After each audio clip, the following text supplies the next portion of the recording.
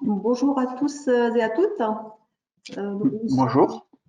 Nous sommes ravis de vous accueillir à l'occasion de cette visioconférence, au cours de laquelle nous ferons d'abord une rétrospective de l'année 2020, pour ensuite vous exposer quelques prédictions pour 2021. Donc dans un premier temps, ce que nous vous proposons, c'est de nous assurer du bon fonctionnement technique, on va dire. C'est pour ça que je vous propose de nous confirmer que vous visualisez bien la page d'accueil de la présentation et que vous nous entendez bien. Si vous pouvez directement via les questions ou le chat nous confirmer ces deux points-là. Et ensuite, on va pouvoir commencer la visioconférence. Ouais. Donc j'ai une réponse de Monsieur Oswald qui me dit que c'est OK, donc merci. Et également de Yannick Pichon que tout est OK, donc c'est parfait. Okay, d'accord. Donc, dans la mesure où les retours sont positifs, je vous propose de commencer la visioconférence. Donc, pour rappel, le sujet, donc, à quoi s'attendre sur la cybersécurité et les cyberattaques en 2021. Donc, dans un premier temps, ce que l'on va faire, c'est que l'on va se présenter avec Loïc. Oui. Donc, je te laisse d'abord la parole. Donc Loïc Light, je suis chez Kiwi Backup depuis 3 ans et demi maintenant et je m'occupe de toute la partie communication dans la globalité et notamment dans l'élaboration et la présentation des webinaires qu'on organise chaque mois sur des thèmes liés à la cybersécurité. Et voilà, je te laisse la parole, Stéphanie. Donc, moi, donc Stéphanie Meyer, je suis directrice commerciale de Kiwi Backup. Voilà, et donc je suis à votre disposition pour vous accompagner directement ou indirectement par l'intermédiaire de nos partenaires dans les projets de sauvegarde des données et de celles, bien sûr, de vos clients. Voilà. Donc, dans un premier temps, ce que nous allons faire, c'est que nous allons faire une présentation succincte de Kiwi pour ensuite vraiment directement arriver sur le sujet de la visioconférence d'aujourd'hui. Donc, pour ceux qui ne nous connaissent pas encore, Kiwi Backup, donc nous sommes éditeurs de solutions de sauvegarde des données externalisées, tout secteur d'activité confondu, depuis un peu plus de 17 ans. Voilà, donc on travaille tout aussi bien via un réseau de partenaires, donc des éditeurs, des SS2I ou SN, qui commercialisent notre solution pour la proposer à leurs clients finaux, ou sinon directement via des grands comptes. Donc, tel que vous le voyez à l'écran, on a ce qu'on appelle nous l'équation gagnante, c'est-à-dire sécuriser les données, éviter la perte de données, ça permet d'assurer une certaine pérennité à une entreprise. Voilà. Donc, sur le slide suivant, nous allons vous montrer, donc, qui est une phrase chronologique. Nous affichons quelques dates clés de la société, tout aussi bien vis-à-vis de l'évolution, de la création et de l'évolution de la société même, que des solutions que nous commercialisons. Un élément qui est important, et ce sont les derniers éléments d'ailleurs pour nous, pour notre activité, sur 2020, c'est l'obtention des certifications HDS et ISO 27001, qui nous permettent de répondre aux obligations légales imposées par l'AEDES pour les données de santé. Pardon. En 2020, nous avons également eu une refonte totale de nos logos et mis en place également, tout début d'année, le nouveau site Internet. Voilà, qui va avoir un an d'ici demain, d'ailleurs, pour être exact. Tout à fait. Ensuite, donc, slide suivant, donc on vous a mis en avant un petit peu dans les différents risques internes et externes qu'une entreprise peut rencontrer. Donc, des risques internes, tout ce qui est en rapport avec les erreurs humaines, également défaillance du matériel, et les erreurs externes, donc tout ce qui est cause naturelle, cambriolage, incendie, les inondations, et le sujet, on va dire, entre guillemets, d'aujourd'hui, tout ce qui a trait à la cybercriminalité. Voilà. Donc, il y a quelques temps, début de janvier, j'ai lu un article paru sur ZDNet, donc Brett Taylor, qui est président et directeur de l'exploitation de Salesforce, qui a résumé l'état actuel des affaires, qui a tout simplement dit « Votre entreprise est numérique ou vous n'avez pas d'entreprise ». Voilà, donc moi, c'est une phrase qui m'a relativement marquée. Je trouvais que c'était un bon résumé de la situation. Les entreprises doivent s'équiper bien sûr en matériel, mais il ne faut pas oublier la partie sécurité du système d'information. Aujourd'hui, compte tenu de la situation, la numérisation des entreprises est de plus en plus s'est accélérée en 2020, compte tenu de la situation sanitaire, avec l'organisation du télétravail, la mise en place des sécurités des réseaux, l'ouverture de sites e-commerce, qu'on verra tout à l'heure également avec Loïc. Donc les entreprises ont rapidement dû s'adapter pour maintenir une certaine activité. Et pour illustrer tout simplement ces propos, quelques chiffres qui ont été annoncés il y a peu de temps, c'est que 30% des entreprises étaient prêtes pour un 100% télétravail et 24% ont admis avoir réduit certaines exigences au niveau de la sécurité, ce qui est quand même assez important, un peu plus d'une entreprise sur 5. Voilà. Donc, une des conséquences de toute la mise en place de la rapidité, on va dire, de ce télétravail, ça a été notamment le développement de la cybercriminalité avec des attaques majeures, dont Loïc parlera dans quelques instants. Après, à voir si le sondage était anonyme ou non, parce que si le sondage n'est pas anonyme, les 24% risquent d'être bien plus élevés. Oui, c'est sûr. Et, on parlera également après que sur la cybersécurité lors du télétravail, on ne peut pas forcément la contrôler aussi bien qu'en présentiel, justement. Oui, tout à fait. Donc, je vais vous parler maintenant un peu du sommaire et de quoi on va parler lors de ce webinaire, donc ce premier webinaire de 2021. On va d'abord faire un bref retour sur l'année 2020 avec un petit peu l'état des lieux des cyberattaques, reprendre les cyberattaques majeures et voir les causes des cyberattaques pour après enchaîner sur les prédictions sur l'année 2021. Et justement, ce retour sur l'année 2020, ça engendre en fait justement plein de prédictions qui sont liées justement à ce qui s'est passé en 2020. Les prédictions, je tiens à le préciser quand même, c'est des prédictions, donc ça reste pas forcément des choses qui vont se passer, mais c'est des prédictions de plusieurs experts de trouver du coup sur la cybersécurité en regroupant des sources qui ont notamment du coup mis ça en avant. On va après expliquer quelques chiffres sur les entreprises, sur qu'est-ce qu'elles comptent mettre en place pour augmenter la cybersécurité, pour faire face à cela. Puis après, on fera un point sur la réglementation qui est déjà en vigueur, mais aussi la réglementation qui change et notamment les sanctions qui se corsent. Alors, durant ce webinaire, moi, je vous invite via les questions à participer, à notamment donner votre point de vue, à réagir si vous avez des choses à ajouter ou autres pour un peu participer et avoir plus d'interaction entre vous et nous. Donc, première partie, donc le retour sur l'année 2020. Je vais commencer ici par la première slide. C'est une slide alors qui s'est finie en octobre, mais avec les principales attaques de l'année 2020 sur notamment des grands groupes.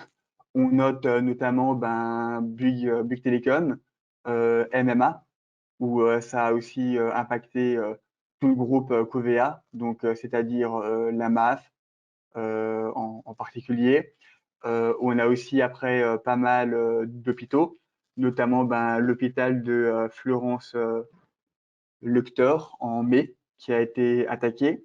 On a une cyberattaque en mars, notamment sur l'ARS de Marseille, qui a eu un grand impact.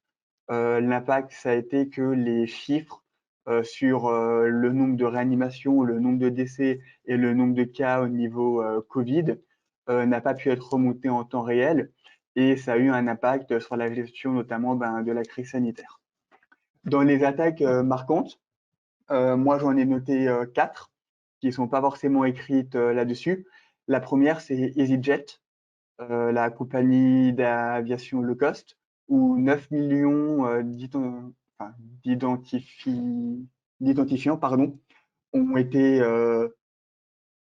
exposés en ligne et la société a dû dédommager donc les clients avec 18 millions de livres sterling.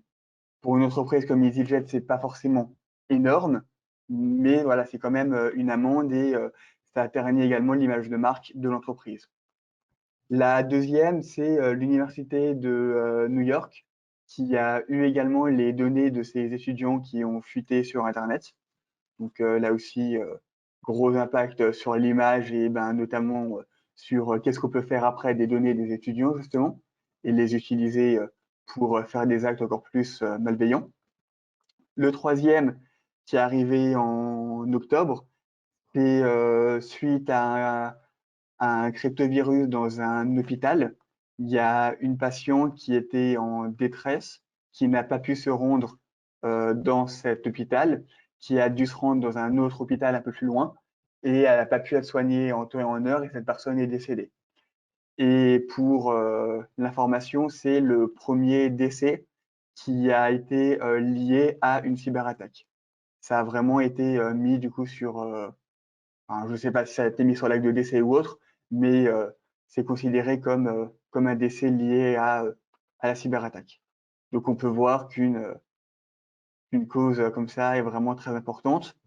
Et la dernière cyberattaque, c'est SolarWinds, qui est encore en cours, qui a été impacté où enfin, vraiment le site et tout a été totalement limit down pendant presque un mois.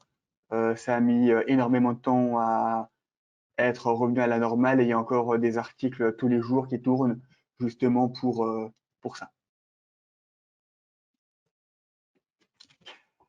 Au niveau maintenant de quelques chiffres, les cyberattaques les plus rencontrées, donc à 37%, enfin non, pardon, à 78%, c'est bien le pourcentage, c'est le phishing.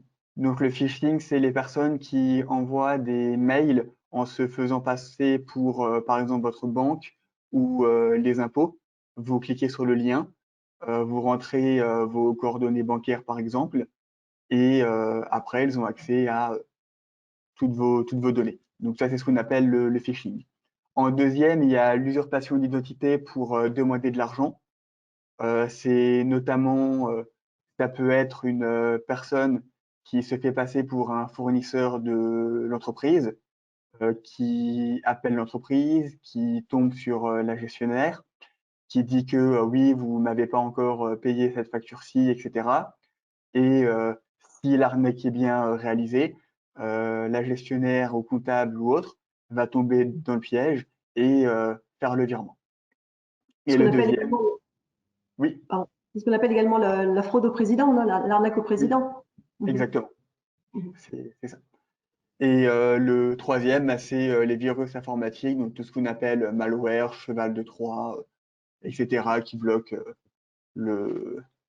l'ordinateur ou encore bah, les cryptovirus.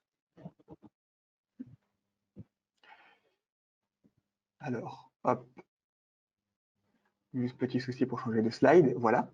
Donc là, j'ai quelques chiffres de cybermalveillance qui sont en demi-teinte.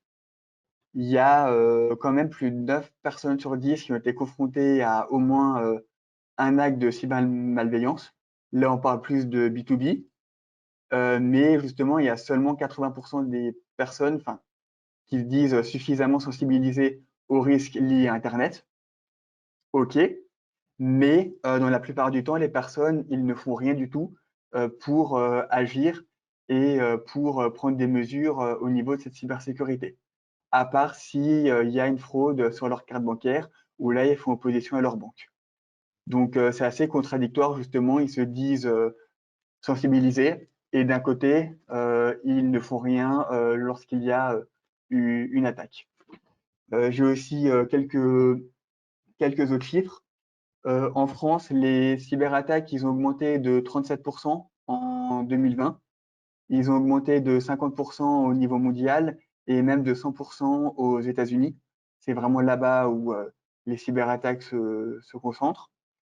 J'insiste moi sur deux choses avec les chiffres. C'est que dans les chiffres, on n'a pas forcément les chiffres des PME et des petites entreprises qui ont souvent des cryptovirus. Et eux, leur souci, c'est soit ils payent la rançon pour avoir la clé de décryptage, soit ils risquent de faire faillite. On dit toujours qu'il ne faut pas payer la rançon parce que de une, on n'est pas sûr d'avoir la clé de déchiffrage, et de deux, ça permet aussi de faire continuer les hackers à utiliser ces techniques-là. Mais après, c'est bien sûr compliqué pour une PME ou autre de faire le choix entre la faillite ou payer la rançon. Également, un autre sujet que je voulais insister, c'est qu'aux États-Unis maintenant, quand vous payez la rançon, vous êtes complice de la cyberattaque. Faut le noter. Pour le moment, c'est aux États-Unis, mais ça peut arriver en France à un moment ou à un autre. D'autres chiffres, ici c'est de 2019, mais c'est toujours valable pour 2020, où vraiment les principaux risques en France pour les entreprises, c'est les incidents cyber à 49%.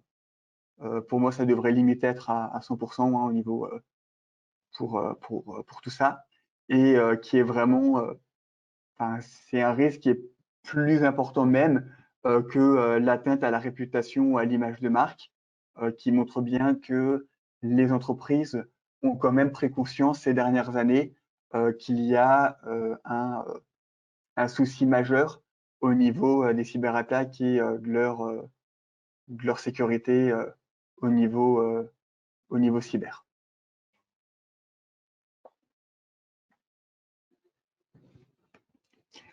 On va passer maintenant sur les causes des cyberattaques. Et la première cause de cyberattaque en 2020, ça part de la crise sanitaire. On a eu avec la Covid 2 confinements, bientôt un troisième. On n'a plus trop de doute là-dessus. Et ça a notamment renforcé le télétravail. On va y revenir après plus en détail, mais également l'augmentation des sites e-commerce où les petites entreprises ont créé leur boutique en ligne. Il y a eu plus de ventes en ligne. Amazon, ils ont fait plus 37% de bénéfices, pour donner un chiffre plus parlant.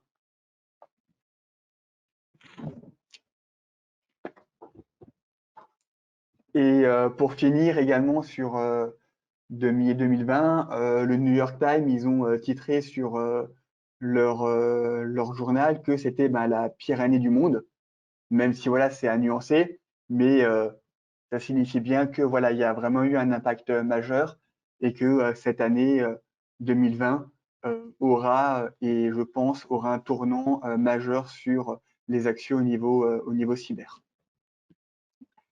Maintenant, au niveau justement, ce qui a déclenché tous ces risques-là, c'est le télétravail. On peut voir sur l'image mon bureau actuellement dans ma chambre, du coup, donc là où je travaille. Et il y a la moitié des personnes qui disent avoir relâché la vigilance au niveau du télétravail, qui est compréhensible dans un certain sens, parce qu'il n'y a plus vraiment de barrière entre la vie privée et la vie professionnelle. On peut facilement, justement, quand je suis sur mon bureau, le soir après le travail, garder le même ordinateur et passer sur d'autres sites pour son usage personnel. Et il y a aussi beaucoup d'utilisateurs qui téléchargent des logiciels qui ne sont pas forcément très sécurisés. C'est ce qu'on appelle notamment le zero trust. Ça veut dire donc de ne faire confiance à rien, entre guillemets. Et notre conseil, et ce qu'on fait chez Kiwi Backup, quand un utilisateur souhaite télécharger un logiciel, c'est de demander au responsable donc sécurité si on a le droit justement de télécharger ce logiciel-là et s'il est sûr. Et c'est lui, donc le responsable, qui valide le logiciel. je vais laisser la main maintenant à Stéphanie pour… Donc, simplement rappeler, oui, qu'effectivement, comme l'a dit Loïc, la crise sanitaire a joué vraiment un rôle d'accélérateur dans le domaine de l'IT. Pourquoi? Tout simplement pour la mise en place du télétravail. Pendant le premier confinement, 25,7% des entreprises avaient un nombre suffisant de postes nomades. Une partie des salariés a pris son poste fixe du bureau pour l'amener à la maison. Voilà, comme par exemple Loïc vient de l'indiquer, utiliser le poste du travail pour un besoin également personnel. Et d'autres ont, même une bonne majorité, surtout au premier confinement, ont utilisé leur propre matériel. Voilà, donc il n'y a pas forcément les systèmes de sécurité qu'il y a sur un poste qui est directement fourni par l'entreprise. Ensuite, les entreprises ont quand même commencé à acquérir et à déployer des ordinateurs portables pour à peu près 50,8%. Les mesures de sécurité, du coup, ont augmenté en vue de pallier à des problèmes de vol dans les transports également, parce que à partir du moment où on fournit un ordinateur portable, le salarié doit l'avoir avec lui très régulièrement, même tout le temps. Dans les grandes villes, ça peut engager dans les transports en commun, dans le métro, des problèmes justement de vol, ce qui fait que des entreprises ont quand même commencé à déployer à 80% le chiffrement des postes. La sécurité des postes également accrue par des authentifications à double facteur pour justement pallier au problème également d'accès un peu trop facile à certaines applications.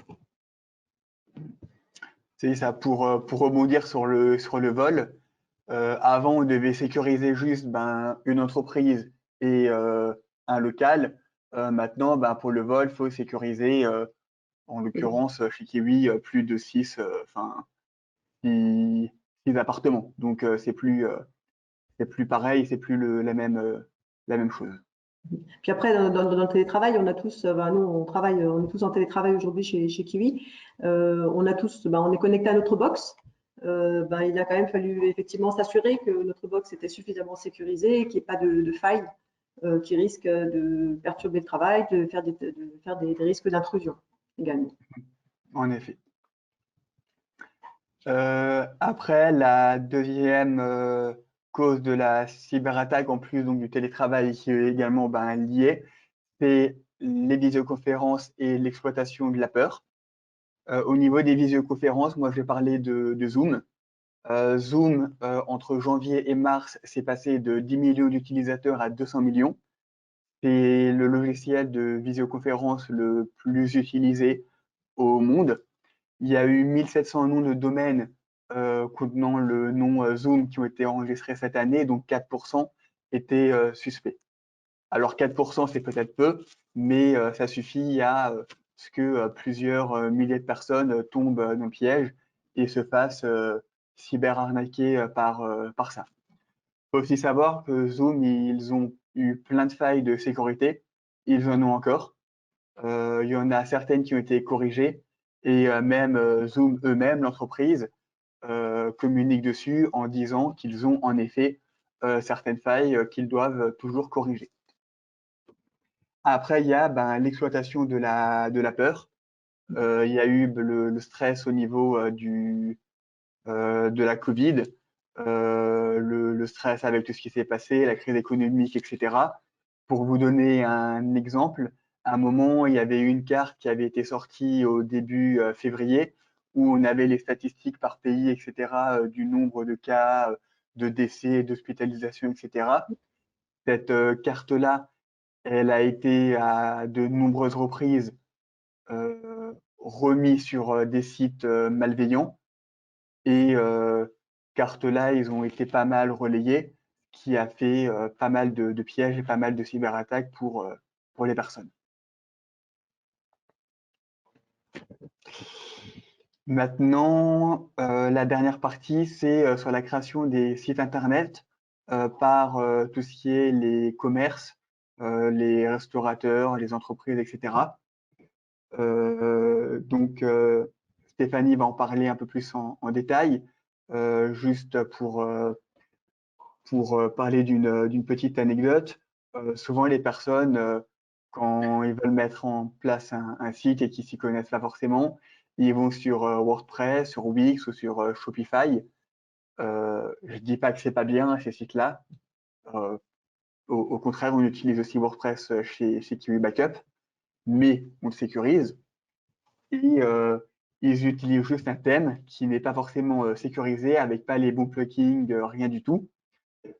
Pour l'anecdote, à côté de mon établissement, quand j'ai réalisé mon master, on avait un bar et on a fait un site internet pour ce bar en question, pour que les personnes âgées qui n'étaient pas sur les réseaux sociaux puissent voir le menu du jour. Ce site-là, on l'a fait en moins d'1 heure avec juste une page de base, et on l'a fait avec Wix. On ne savait pas du tout où le site était hébergé, pas du tout quelle sécurité il y avait dessus. Le site était en HTTP.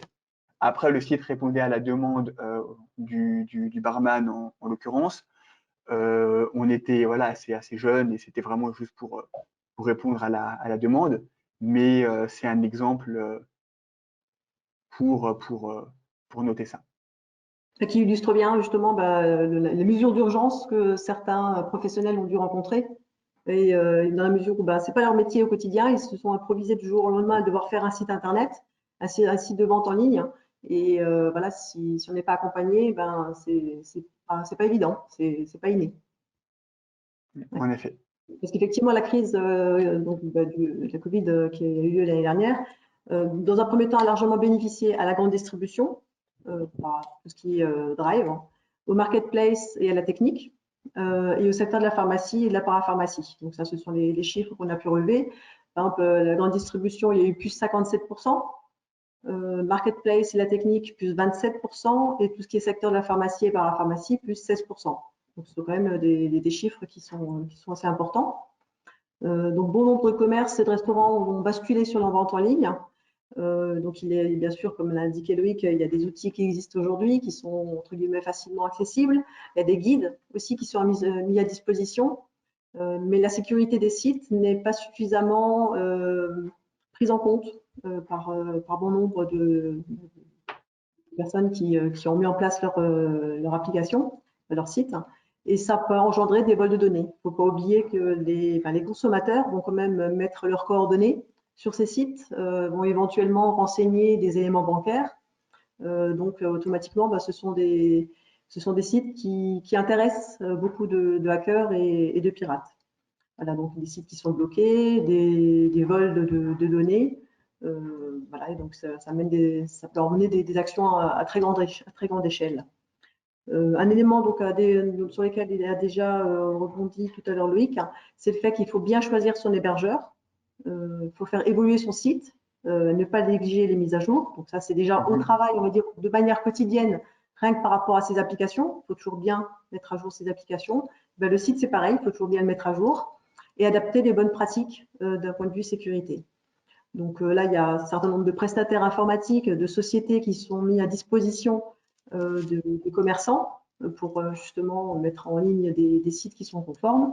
Et au fur et à mesure, pour pallier à ce type de problème, certaines collectivités ont également proposé de se regrouper sur des sites régionaux. Donc par exemple, nous en Alsace, cette fin d'année, il y a eu les vitrines de Colmar, ou bien sinon il y a eu par exemple un autre site où pour le marché de Noël pour la fin d'année, où plusieurs commerces ou producteurs pouvaient vendre en ligne leurs produits. Donc là, bien sûr, c'était des sites qui étaient davantage sécurisés. Je rajoute aussi qu'il y a eu une annonce de Jean-Michel Blanquer en octobre. Alors, j'ai pas de détails maintenant, mais qui avait annoncé que les petites entreprises pouvaient avoir une aide de 500 € pour faire leur site en ligne à partir de janvier. Je ne sais pas ce qu'il en est maintenant, hein, j'ai pas suivi l'affaire. Alors 500 €, c'est pour un site e-commerce, ça semble un peu peu. Mais pour une site vitrine, pour notamment du coup un site par exemple d'un restaurateur qui veut juste faire du click and collect ou autre, ça peut déjà bien aider les commerçants avec cette aide-là. Alors, je ne sais pas si vous avez accompagné éventuellement des commerçants, des entreprises à mettre de la vente en ligne, si vous avez peut-être eu je sais pas, une expérience peut-être que vous souhaiteriez nous faire partager, n'hésitez pas à le faire via les questions ou bien via le chat pour qu'on puisse faire partager à tout le monde également et remonter les informations. Voilà, donc oui, justement, j'ai Laurent qui me dit que suivant les régions, pour la digitalisation d'une entreprise, les aides montent à 2500 euros. Donc D'accord.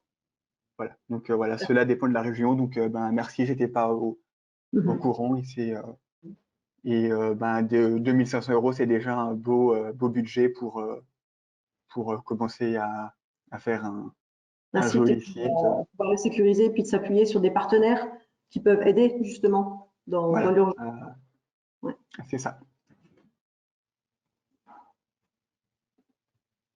N'hésitez pas, on va continuer, mais n'hésitez pas à nous faire part de votre propre expérience, c'est toujours très intéressant.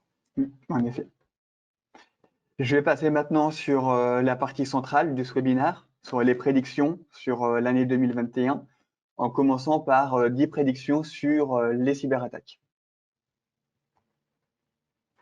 La première prédiction, ben, c'est les ransomware. On n'arrête pas d'en parler tout le temps, mais ce qui est dit et ce qui a déjà été prouvé en fin d'année, c'est que les ransomware, en l'occurrence, ils vont causer plus de dégâts car ils seront beaucoup plus difficiles à détecter. On voit maintenant des techniques et des mails qui sont mais vraiment enfin réalisés de manière ultra professionnelle. J'en parlerai après également justement des techniques pour faire des mails plus élaborés. Ça va dans la continuité de mes prédictions. Et souvent, voilà, c'est très dur à détecter. Pour moi, voilà, juste un petit conseil. Si vous avez un mail, que ce soit de votre banque, de votre hébergeur, des impôts ou autres fournisseurs ou clients, etc., qui vous demandent de vous connecter, au lieu de cliquer directement sur le lien du mail, ben, allez sur le site de la personne et renseigner les coordonnées dessus. Vous aurez de toute façon une copie du mail sur le site. Comme ça, voilà, vous êtes sûr et au moins il n'y a pas de, il n'y a pas de souci là-dessus. Et il y a aussi les entreprises qui vont menacer de plus en plus de diffuser les données si on ne paye pas la rançon. À savoir, et ça, toujours gros problème, ok, les entreprises, ils peuvent payer la rançon, mais ça fait grossir les groupes d'hackers. Donc forcément, ben, on paye la rançon, eux, ils vont continuer à hacker des personnes. Mais on ne sait jamais, ok, on paye la rançon, mais d'un côté, le hacker, il peut très bien avoir gardé les données et revenir 2 mois après et dire à la personne, bonjour, j'ai toujours vos données, repayez telle et telle somme, sinon je les diffuse. Sous forme de Et chantage, hein. voilà, sous forme de chantage et au final, ça peut durer comme ça pendant très longtemps. Pour ça, il faut vraiment justement, et je tiens à le dire, à le souligner, de porter plainte. On en avait parlé lors d'un webinaire qu'on avait réalisé en co-animation avec Fabrice Marchal de Système Info, qui a eu un client qui a été victime d'une cyberattaque et qui a perdu pas mal de données. Il a porté plainte et faut savoir que au final, 3 ans après, la police a retrouvé l'auteur de l'attaque. Donc porter plainte ne sert pas à rien en l'occurrence. Et un petit chiffre, le groupe de ransomware Roic, si j'arrive à prononcer bien son nom, c'est quand même 150 millions de dollars d'euros qu'ils ont empochés en 2020. Voilà. Une bonne somme. Bon, pas mal, ouais. Après maintenant, il y a le facteur humain, où justement, donc dans le facteur humain, ça va jouer donc sur une hausse des menaces internes en entreprise et de 2 façons différentes. La première, c'est des actes humains mais accidentels, avec en jouant sur le climat d'angoisse générale, ce qu'on a parlé avant. que ça soit donc la pandémie de Covid, les élections, les catastrophes naturelles, etc. Ils n'ont pas hésité, les hackers, à utiliser ça en 2020. Ils vont les utiliser en 2021. Et sur les cyberspécialistes, pensent également qu'il y aura plus de menaces internes malveillantes. Donc des collaborateurs qui vont eux-mêmes hacker, entre guillemets, et voler les données de l'entreprise pour les revendre ou faire d'autres actes. Il y a aussi après l'augmentation des cyberattaques liées à la crise sanitaire. Donc ça, on en a pas mal parlé, je ne vais pas spécialement revenir dessus. Sauf si vous avez des questions par rapport à ça, n'hésitez pas dans le chat.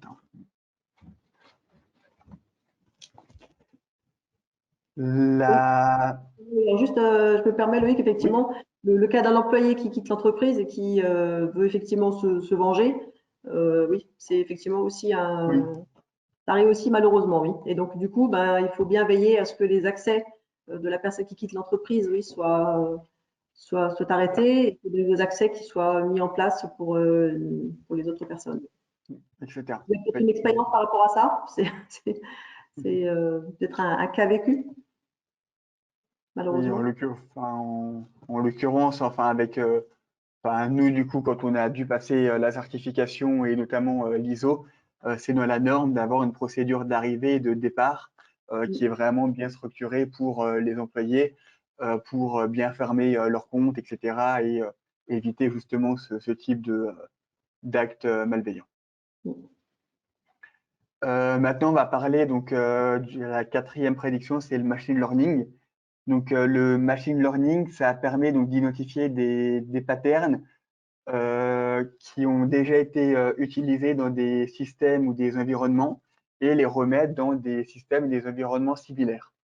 Ça veut dire qu'une fois qu'un criminel il aura donc volé les données d'origine, il pourra donc manipuler les modèles générés et injecter des données qui seront empoisonnées ou les collaborateurs vont cliquer dessus. Et ça permettra donc de détruire l'intégralité des données qui ont été traitées. Et donc là, c'est encore pire qu'un ransomware. Il n'y a plus rien à faire derrière et toutes vos données sont mortes et sont détruites.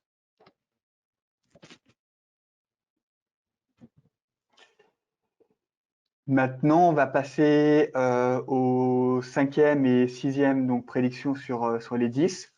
Les fournisseurs d'accès, les deepfakes.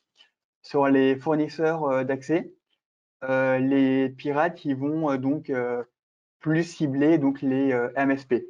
Les MSP, c'est notamment les prestataires informatiques, ce genre d'entreprise, car au lieu de cibler la petite PME, le petit coiffeur du coin, où ils vont avoir une rançon de peut-être, je sais pas moi, 500 € en disant ça de tête, ils vont hacker le prestataire informatique, avoir accès aux données du CRM de tous les autres clients et donc également hacker l'ensemble des clients du prestataire informatique, ce qui permet d'avoir une plus grande surface d'attaque et des résultats forcément plus importants.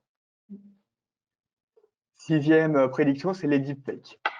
Là-dessus, j'ai mis 4 photos de Barack Obama.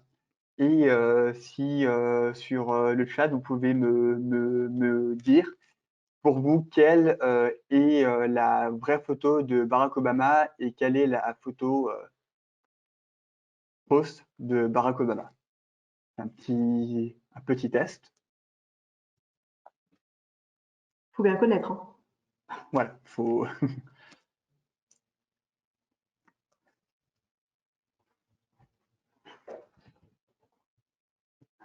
Donc on me dit en haut à gauche, on me dit la première qui est fausse, très difficile.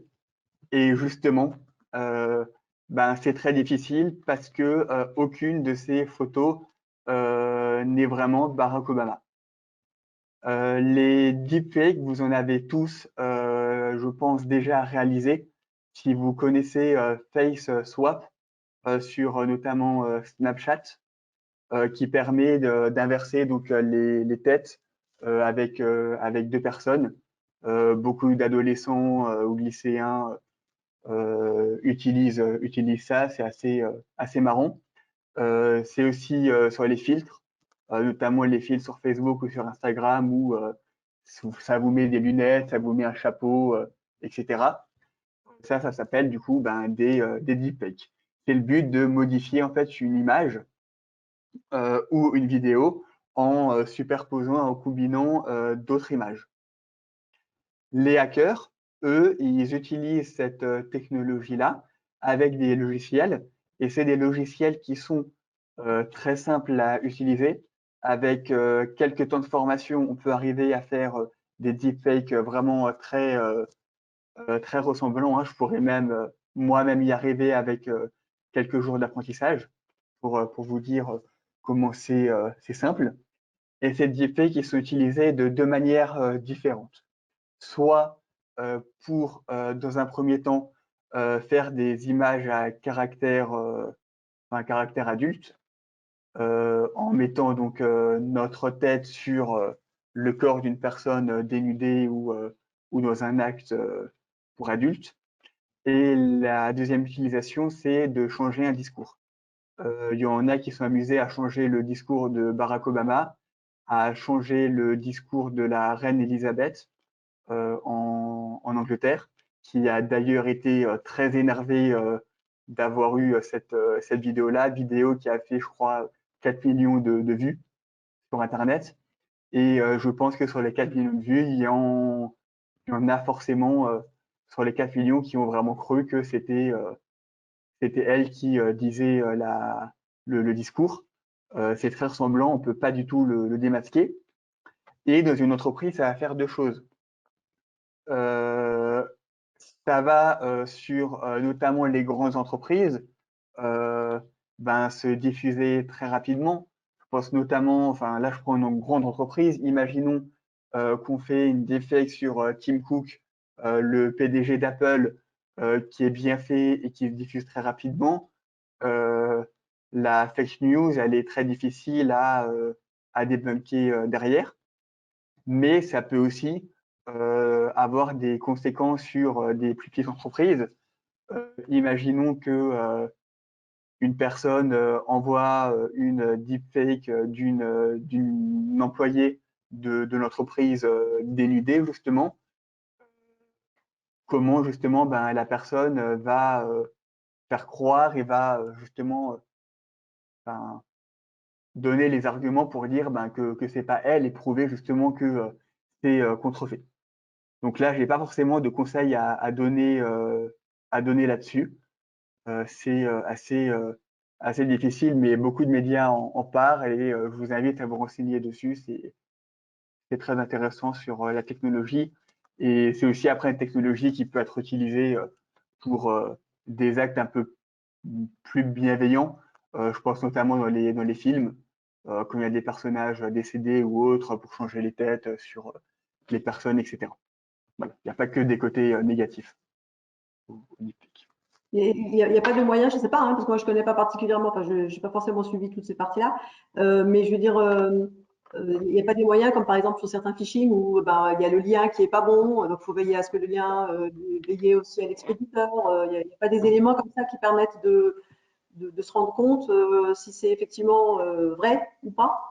Je sais pas, Alors, le nom du site qui va publier ça, ou bien. pas forcément, parce que ça peut être une image qui peut être uploadée sur Facebook ou uploadée sur un site lambda. Et justement, tu fais bien de rebondir là-dessus. Là, je vais parler des conversations et des boîtes mail. Dans la 7e prédiction, c'est le détournement de conversation.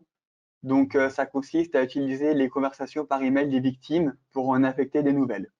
Donc, en fait, on va prendre et hacker la boîte mail d'un utilisateur, par exemple moi-même, et dessus, on va envoyer un mail, par exemple, à Stéphanie. Stéphanie va penser que c'est moi, elle va pas se douter que je lui demande quelque chose de faux ou autre, et elle va justement cliquer sur un lien malveillant et ça va faire un phishing et corrompre les données. Et ça peut aussi être une technique utilisée justement pour envoyer des deepfakes.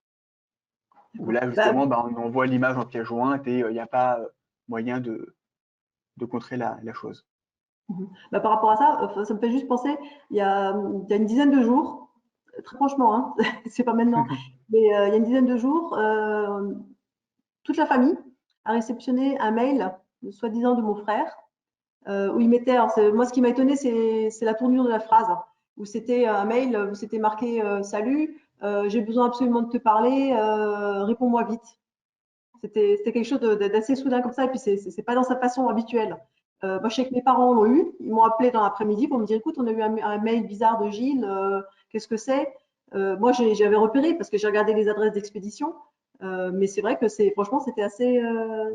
On l'a tous eu. Et depuis, d'ailleurs, je réceptionne sur ma boîte perso, boîte mail, des avis de décès où je dois cliquer sur un lien pour y accéder. Enfin bon, que des trucs comme ça, quoi. Voilà. Et même nous, enfin voilà, ça nous est déjà arrivé de recevoir des mails de phishing et de se demander si c'était vraiment un mail de phishing ou pas, enfin, et de pas vraiment être totalement sûr. La 8e prédiction maintenant, et ça rejoint la 7e, c'est que les hackers ils vont essayer d'hacker en fait les boîtes d'entreprises, comme par exemple les entreprises qui utilisent la suite Gmail entreprise pour regrouper l'ensemble des adresses, et c'est beaucoup plus simple à gérer. Je vous conseille même d'ailleurs de le faire. Mais ça permet dans ces cas-là à, euh, à l'entreprise d'envoyer un mail facilement à 20 ou 30 employés en l'espace de même pas 5 minutes de façon très facile. Et cette particularité, elle devrait revenir et être de plus en plus fréquente l'an prochain, donc cette année, notamment avec aussi l'utilisation du machine learning qui va se combiner avec les deux cas.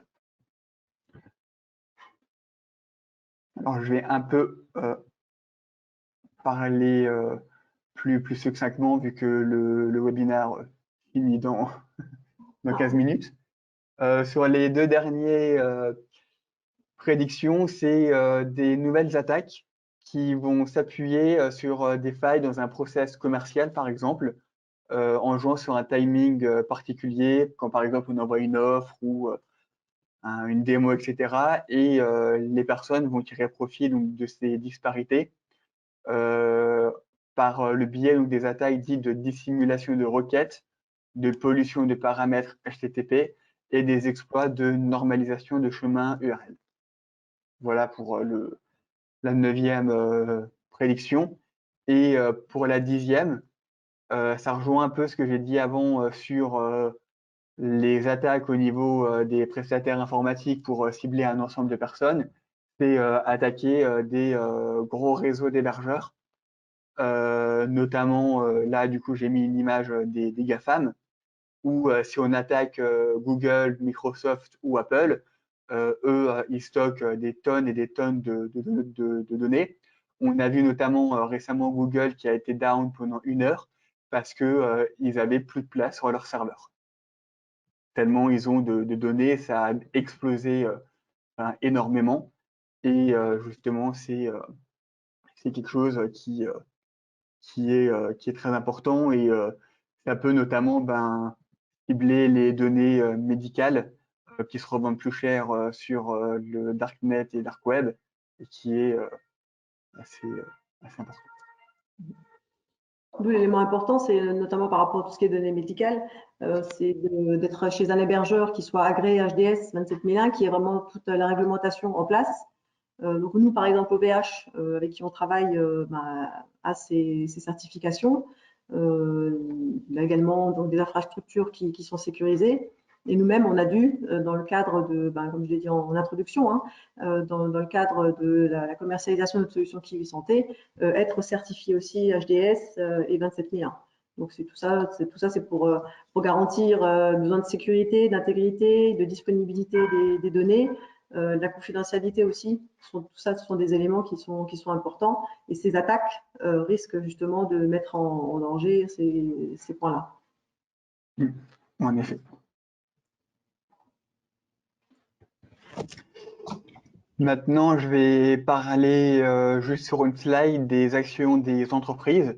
Donc, si vous voulez, sur le chat, me dire un peu ce que vous comptez mettre en place, ce que vous avez déjà mis en place, si vous allez rajouter des choses.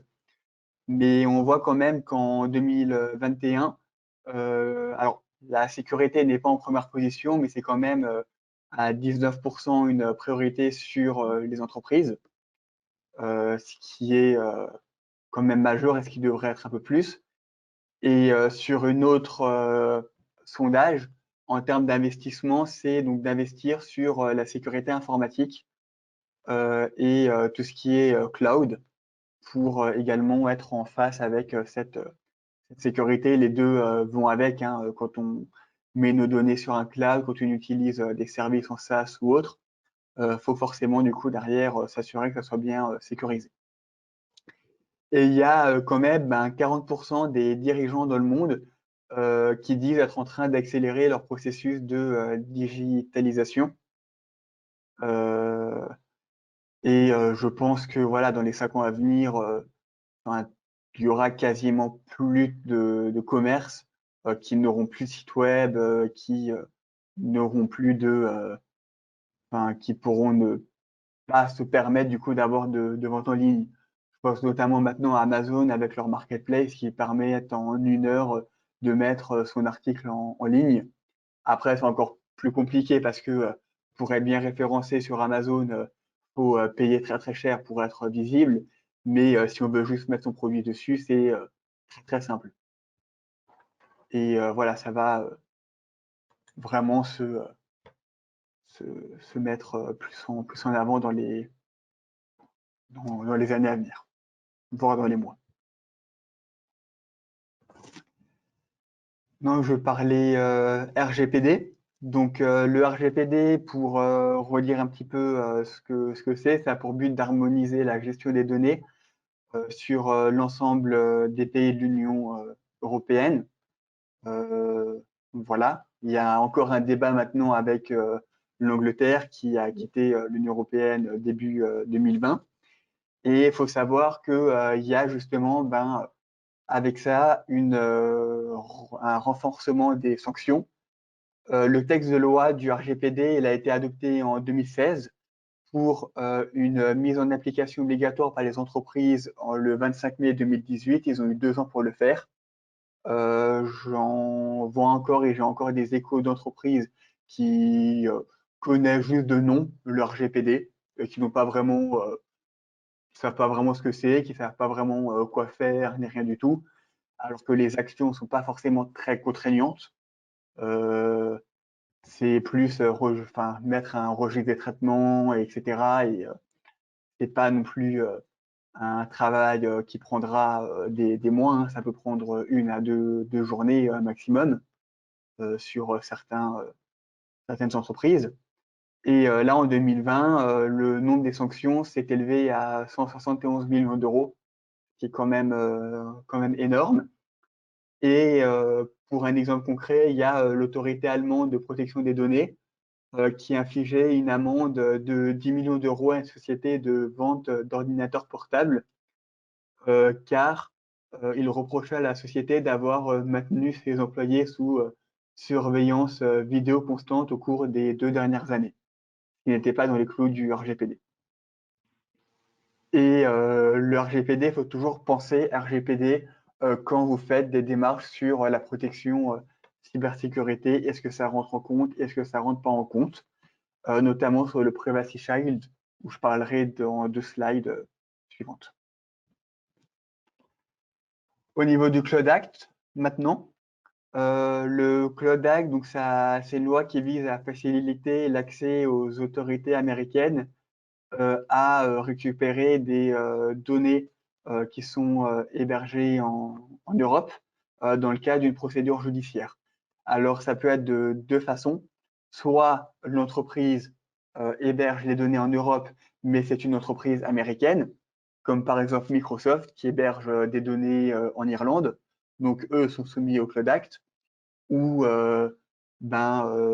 une entreprise française, par exemple, je ne sais pas moi, si maintenant OVH demain héberge aux États-Unis, ils sont soumis au Cloud Act et ils peuvent donc avoir leurs données qui peuvent être prises par la justice. Donc pour faire face à ça et pour pallier à, à ce Cloud Act, on a fait un webinaire dessus d'ailleurs que je vous invite à regarder.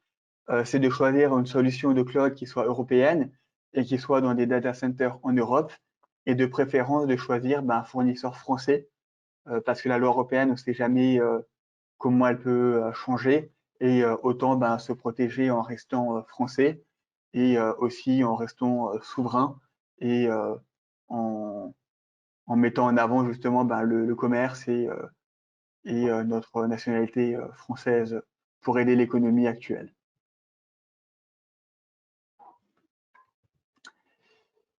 Et pour finir sur ce webinaire et la dernière slide, c'est sur les prédictions, donc c'est le Privacy Shield.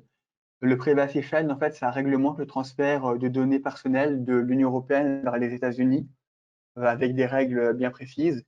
Et en juillet 2020, cet accord il a été annulé par l'Union européenne et il a été annulé d'une façon très brute, hein, du jour au lendemain.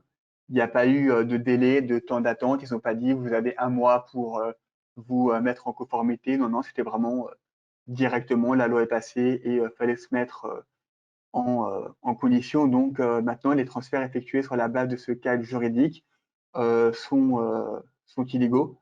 Ça veut notamment dire, et c'est assez complexe, que avec Google Analytics, qui est aux États-Unis, de base, en fait, on ne devrait pas utiliser Google Analytics. Il y a un flou juridique sur ça qui permet pour le moment de garder justement Google Analytics, de garder YouTube, etc. Là-dessus au niveau des transferts de données. Et c'est en cours d'étude. Je ne pense pas qu'ils le fermeront. Hein. Ça serait vraiment mettre tout le monde à dos et toutes les entreprises. Je pense que dans le chat, si vous avez des sites internet, tout le monde utilise Google Analytics ou autre pour leur site internet. Et voilà, c'est très important de prendre ça en considération. Voilà, on a maintenant vu les 10 prédictions en matière de cybersécurité, un petit retour sur l'année 2020. Est-ce que vous avez des remarques sur ce webinaire, des questions, des axes? N'hésitez pas hein, à nous faire part de vos retours dans le chat.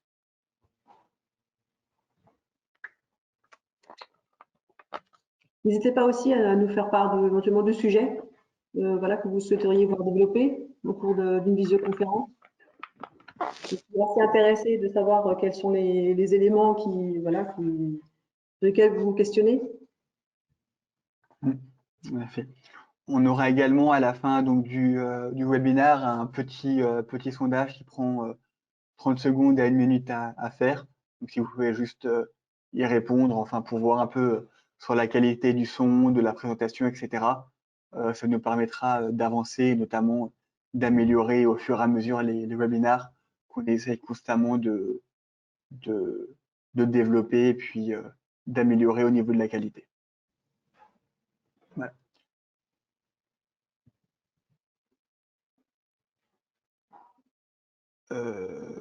Donc voilà, donc il y a Monsieur Oswald qui dit qu'il va devoir partir, donc Merci, bonne journée. Merci pour votre à bientôt. participation. Donc il y a Florent Tendil qui me dit qu'il veut bien revenir sur les explications avec le machine learning et les patterns, avec peut-être d'autres exemples. Alors pour ça, je vais me le noter pour vous envoyer directement les liens. Ça sera beaucoup plus parlant que je vous donne moi-même du coup les explications parce que même pour moi c'est un sujet assez, assez complexe à aborder et qui est très poussé en matière de cybersécurité. Donc, je reviendrai vers vous dans la journée ou demain matin avec un mail et quelques sources dessus. Vous aurez également ce webinaire en replay si vous voulez le revoir d'ici la fin de journée.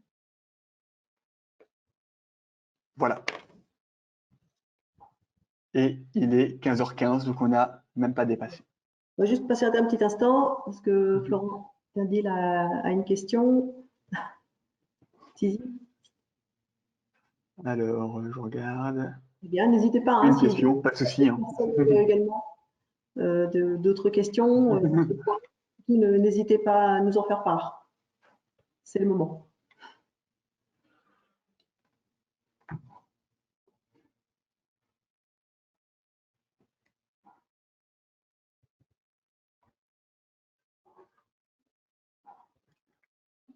Donc Corinne qui me dit merci pour la présentation, c'est très clair. Ben, merci à vous d'avoir participé à notre webinaire. Si vous avez besoin d'informations pour les entreprises, n'hésitez pas aussi à nous solliciter. On peut aussi, ça fait partie de l'accompagnement aussi. Hein. Alors, donc, Florent dit, donc j'ai un site internet qui sera amené à héberger des données de santé. Comment utiliser votre solution dans ce cas? Donc là, je laisse plus Stéphanie répondre à la question. Ben, on en a, pour être conforme, hein. Donc, c'est utiliser notre solution Kiwi Santé. On a déjà eu l'occasion d'en discuter. C'est la solution Kiwi Santé. Donc, nous, on est certifié HDS et ISO 27001 au niveau de la partie donc, application. Et l'hébergement est sur des serveurs dédiés qui ont également la certification ISO 27001 et HDS. Donc, avec la solution Kiwi Santé, vous êtes parfaitement conforme à la réglementation et vous pouvez tout à fait proposer la solution à vos clients dans le domaine de la santé ou pas santé également. Aujourd'hui, on a des partenaires sur la plateforme santé qui hébergent également des clients non santé parce qu'ils veulent regrouper l'ensemble des clients sur une seule plateforme. Et donc, tout à l'heure, Loïc a parlé de la partie RGPD. Il ne faut pas oublier dans la partie RGPD qu'il y a également, notamment pour les prestataires informatiques, les ESN, les éditeurs, l'obligation de respect de la sous-traitance. Donc là, nous, on met à votre disposition dans notre kit marketing des présentations des fiches produits, mais également un modèle de document contractuel, de conditions générales d'utilisation que vous êtes invité très largement à utiliser avec vos clients finaux. Voilà. Et donc, ça regroupe tout simplement les responsabilités, les obligations de chacune des parties. Donc ça vous permet aussi justement d'être conforme à la réglementation et de bien répondre aux besoins du client final. Ouais, donc, alors moi, j'ai pas de retour de Florent, mais si vous avez voilà, d'autres questions, n'hésitez pas à nous contacter. On est toujours joignable. Vous avez tous les liens sur le slide qui apparaît. Et du coup, voilà, Florent qui dit que oui, le kit est bien pratique. Donc, merci pour ce retour. Voilà. Et je tease un peu que le kit 2021 va bientôt aussi être mis à jour. Voilà, avec les nouveautés. Ok. Je vous propose de clore cette présentation, cette première visioconférence 2021. Donc, merci pour votre participation, merci de votre implication. N'hésitez pas à nous faire de retours également par mail, là, par téléphone. Voilà. Si vous avez des questions aussi, on est toujours bien sûr disponible. Ouais. Donc, merci à vous. Merci à vous, très bon après-midi encore et à très bientôt. Au revoir. Au revoir.